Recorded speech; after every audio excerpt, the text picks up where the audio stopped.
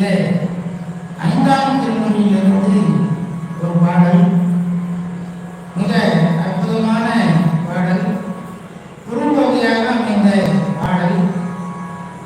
இதெல்லாம் நமக்கு அறவுரையாக சொல்லப்பட்ட பாடல்கள். மிக அற்புதமான பாடல் ஒன்று.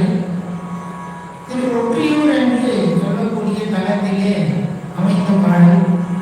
5ஆம் திருமுறையிலே 24வது பதிகம்.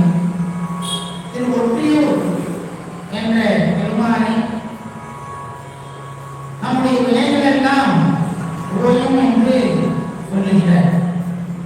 ஒற்றியூர் பெருமானை வணங்கினார் நமக்கு பிறவியிலே துன்பம் தரக்கூடிய அத்தனை வினைகளும் ஓயும்